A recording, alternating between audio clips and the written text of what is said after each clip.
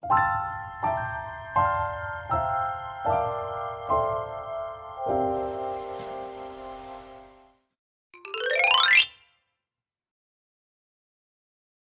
name is Tanu. I have been teaching, coordinating, and involved with the IB for the last 20 years. And I worked in different places in India, like Mumbai, in Dubai, in Beijing, before coming here and taking up the role of the assistant head of teaching and learning here. And at the same time, I'm the IBDP coordinator. We start from grade 1, and that goes until year 13. So we are talking about 12 to 13 years of continuous IB program. The first years in the primary program, we offer PYP. And then for the next 3 years, we offer MYP 1, 2, and 3. And then we move on to the quite academically vigorous IGCSE course, because we also place importance on our GCSE for the 2 years of hardcore academic study, and then we culminate into the IBDP program, and IBDP is the last 2 years of quite academically vigorous course.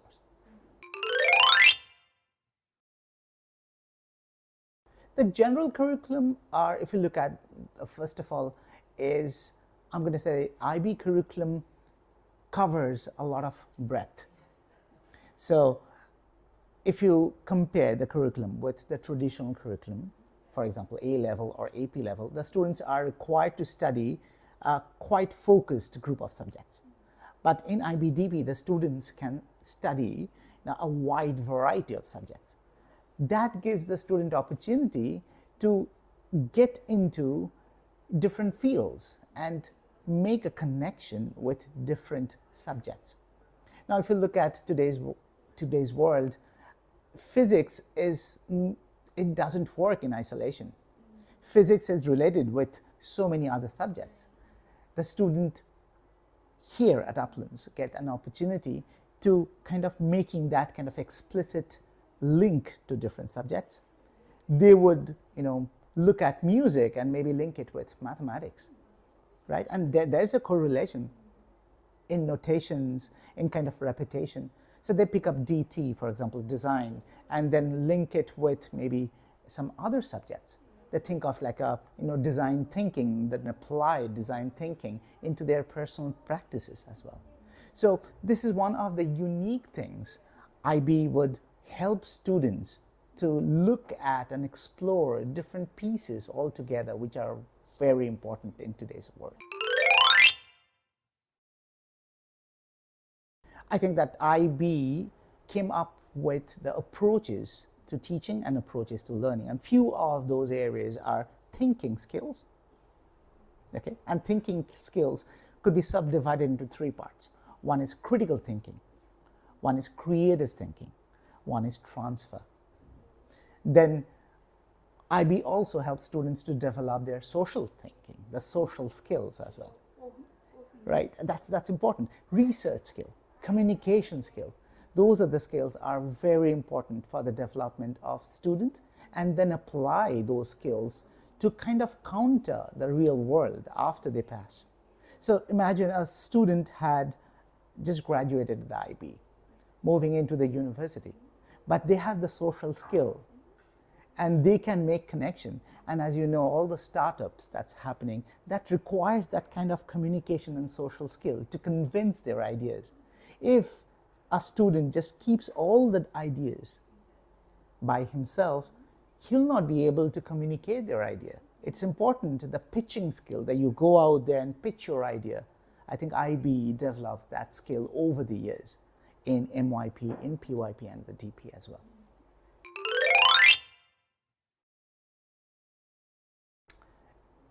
Sometimes it's important that a student, we take an escalator because we feel tired.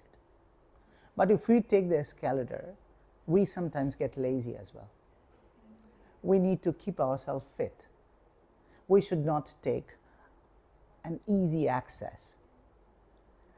I would say IB is not the easy access, because IB is hard, IB can be challenging, but at the same time, there's nothing in the world that could be achieved easily.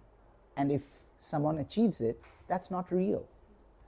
My point is that it's the parents' choice to pick up one pathway, one curriculum. A-level is also a very recognized curriculum, well respected over the world. However, in my humble opinion, A-level does not give the student a skill. That gives students the knowledge. And knowledge is a free commodity.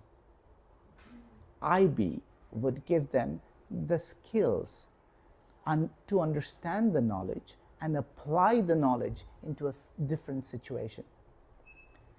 IB would give the student the social skill to navigate through the complexities of relationship. IB would give them the understanding of metacognition. So we have seen, and there are very many research papers who studied those differences, and they found out that the IB graduates are more independent, they have more chances to be happier and navigating through all those complex relationships in their teenage years or in their young, adulthood. At the same time, the research also corroborates the fact that they are quite successful if you look at the happiness factor, if you look at the family bonding, if you look at their career. They would like to see everything holistically.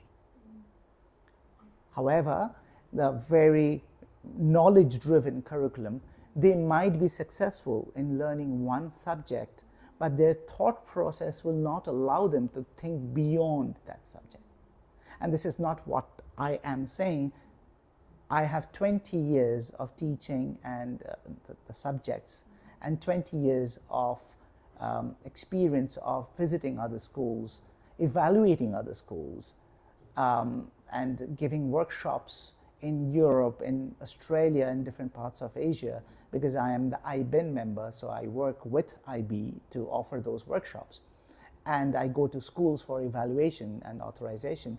I can say that we have seen the students who have been graduated in IBDP and graduated in schools which offer IBDP, they are quite self-reliant.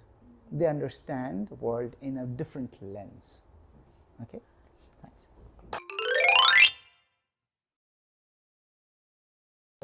That's worldwide. IB graduates are gracefully accepted in every corner of the world. So IB graduates are in demand everywhere. Many universities have gone out of SAT score. They kind of shied away from accepting SATs during the COVID time. And they, just by looking at the IB subjects and the IB grades, they have taken students in their university. I know some of my students in Ivy League universities, because they have scored really high in a couple of subjects, scoring 7 out of 7 in economics. They didn't have to do the microeconomic course or the macroeconomic course. They get the direct waiver. So I've seen many universities, they offer that as well. So just to sum it up, IB graduates are in demand everywhere, in every part of the world and every universities. We are quite proud of the support that we offer out here. Because this is a non-profit school, we place the need of the student foremost, because this is a small school, it's a quite community-driven school, and we have some fabulous head of years. So our pastoral system is like that we are able to focus on the development of each and every student. We have a system in place where we monitor their development and we do intervention. We do not recommend tutoring from outside. We think, and we strongly think, that if a student is engaged here in their classroom, it is enough. But at the same time, we offer a few opportunities where they can come back, and we offer a kind of US-style office hours. That happens in Wednesday period 6 and beyond for the high school students, so that the students, if they are struggling, the teachers basically call them in a separate space, and we give that point of time in a week. We give them like some additional or the remedial classes. We train them in the school time, but we don't encourage students to take up tuitions from outside. And we have a separate university counselor as well. His job is just to help students getting into the universities or the colleges, or plan something out as a gap year. So we are quite proud of that system as well, where we see most of our students getting into universities of their first choice.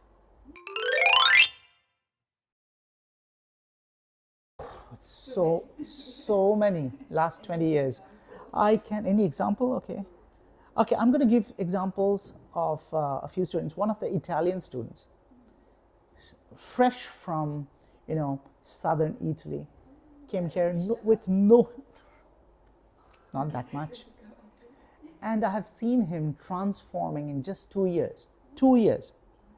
From, like, I'm going to say B1, B2 English level to actually C1 level, achieving a remarkable change in his life. He's been working in the US as an Italian, English-speaking country. Amazing. I can give you several examples. So I think the resilience is something that is required. And the understanding of this acceptance that, well, nothing is free. It's just that you need to put in time, energy, your effort, your resources, then you're going to get the result. Nothing comes for free. There's no free lunch.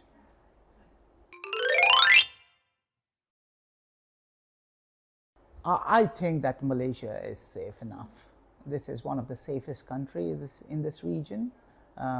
Along with Singapore, Malaysia boasts of that kind of, less crime, more safety, more kind of orderly in everywhere. So I don't see as, a Malaysian city, Penang, pose any challenge whatsoever. At the school, we have a separate vertical about safeguarding.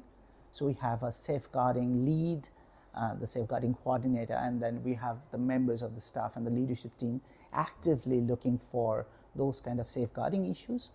Fortunately, we don't have that much. So it's mostly, this is compared to, anywhere that I worked in or anywhere in the world. It's very safe, and we just make sure that all students get an experience which is safe, healthy.